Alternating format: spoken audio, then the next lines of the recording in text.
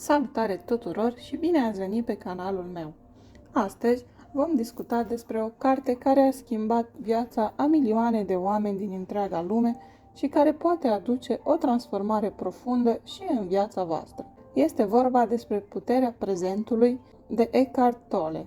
Această carte ne învață cum să trăim în momentul prezent și să ne eliberăm de poveștile trecutului și anxietățile legate de viitor.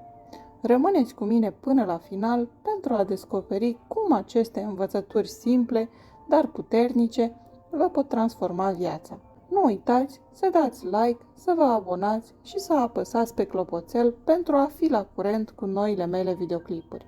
Puterea prezentului de Eckhart Tolle este mai mult decât o carte. Este un ghid practic pentru a atinge iluminarea personală și pacea interioară. Tolle argumentează că cea mai mare parte a suferinței noastre provine din identificarea noastră cu mintea și gândurile noastre. El explică faptul că mintea noastră are tendința de a se fixa asupra trecutului sau de a anticipa viitorul, ceea ce ne împiedică să experimentăm fericirea adevărată care se găsește doar în momentul prezent. Cartea este împărțită în capitole în care Tolle începe prin a ne arăta că noi nu suntem mintea noastră. El sugerează că există un observator interior care poate sta deasupra gândurilor noastre și poate vedea lucrurile dintr-o perspectivă detașată. Mintea noastră este doar un instrument, iar atunci când ne identificăm complet cu ea, ne pierdem în gânduri și emoții.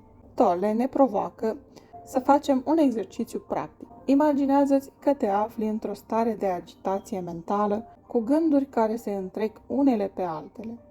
În loc să te lași prins în această agitație, încearcă să îți observi gândurile ca pe niște nori care trec pe cer. Acest exercițiu te ajută să înțelegi că tu ești cerul vast și liniștit, iar gândurile sunt doar fenomene trecătoare. Un alt concept esențial este iluzia timpului. Autorul ne explică faptul că trecutul și viitorul nu există cu adevărat. Singurul moment real este prezentul. De multe ori suntem fie prizonierii regretelor din trecut, fie anxioși în legătură cu viitorul. Trăind astfel, pierdem frumusețea și bogăția momentului prezent. Să presupunem că te gândești constant la o greșeală pe care ai făcut-o săptămâna trecută sau îți faci griji pentru o întâlnire importantă de săptămâna viitoare. Fă acest exercițiu. Întreabă-te: ce pot face acum, în acest moment, pentru a schimba lucrurile? Concentrează pe acțiunile și deciziile pe care le poți lua acum, fără să te lași copleșit de trecut sau viitor. Acceptarea este un alt principiu cheie. Autorul ne mai sugerează că pentru a găsi pacea interioară, trebuie să acceptăm momentul prezent, așa cum este, fără a-l judeca. Aceasta nu înseamnă că trebuie să ne resemnăm în fața dificultăților, ci mai degrabă să recunoaștem ceea ce este și să ne concentrăm pe acțiunile pe care le putem întreprinde în prezent. Atunci când ai o zi foarte aglomerată la serviciu și simți că nu mai poți face față, în loc să te plângi sau să te simți copleșit, acceptă situația așa cum este. Respiră adânc și fă un pas înapoi pentru a evalua ce poți face acum pentru a gestiona situația mai eficient. Acest exercițiu te-ar putea ajuta să te organizezi mai bine și să reduci stresul. Un alt concept important este corpul de durere, care se referă la acumularea de suferință emoțională din trecut. Acest corp de durere poate fi declanșat de diverse situații și ne poate influența negativ comportamentul și starea de spirit. Autorul ne învață să fim conștienți de corpul nostru de durere și să-l observăm fără a ne identifica în el. Atunci când simți o emoție puternică de tristețe sau furie din senin, încearcă să observi fără să te lași copleșit de ea. Recunoaște că aceasta este doar o emoție trecătoare, nu o parte esențială a ta. Prin această conștientizare poți începe să dizolvi corpul de durere și să trăiești mai liber. Unul dintre cele mai puternice instrumente pe care le avem la dispoziție este puterea prezenței.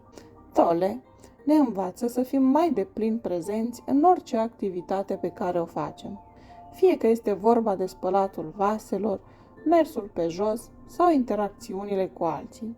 Această practică nu numai că ne aduce pace interioară, dar ne și îmbunătățește calitatea vieții. Atunci când te întâlnești cu un prieten, încearcă să fii complet prezent în conversație. Ascultă cu atenție, fără să te gândești la ce vei spune în continuare sau la alte lucruri. Răspunde din inimă și vei vedea cum relația voastră devine mai profundă și mai autentică. Ego-ul este o construcție mentală care ne face să ne identificăm cu rolurile, statutul și posesiunile noastre. Autorul subliniază că ego-ul este sursa multor conflicte și suferințe.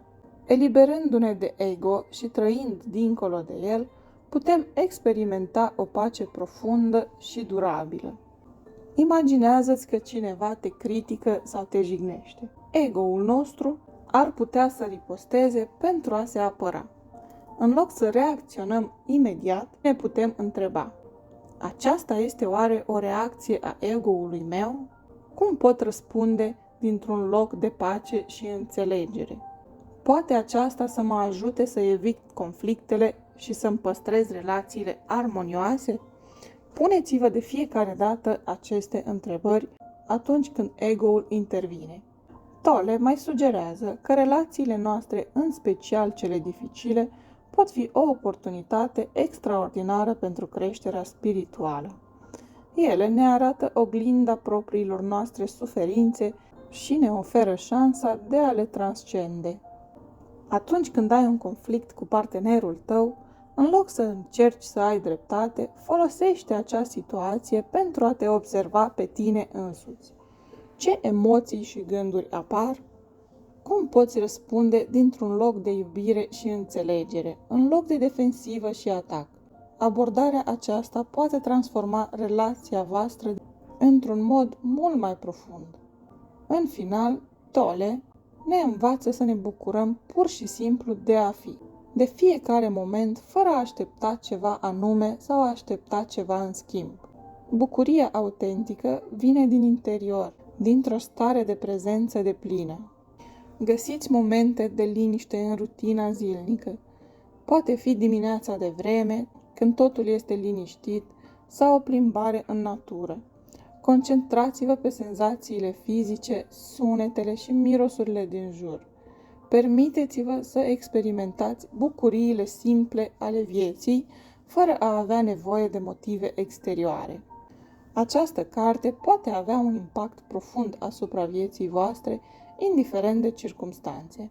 În primul rând, ne învață să ne deconectăm de la gândurile negative și să ne concentrăm pe ceea ce este cu adevărat important. Aceasta duce la o reducere semnificativă a stresului și a anxietății, ceea ce are efecte pozitive asupra sănătății noastre mentale și fizice. Practicarea prezenței poate avea beneficii semnificative pentru sănătatea noastră mentală și fizică. Reducerea stresului are efect pozitiv asupra sistemului imunitar, asupra somnului și asupra bunăstării generale. De asemenea, prin trăirea în prezent și acceptarea momentului așa cum este, putem dizolva corpul de durere și elibera suferința emoțională acumulată. În relațiile cu ceilalți, aplicarea principiilor din puterea prezentului ne ajută să fim mai prezenți, mai atenți și mai empatici, devenind mai deschiși la nevoile și sentimentele celorlalți, ceea ce duce la relații mai armonioase și mai autentice.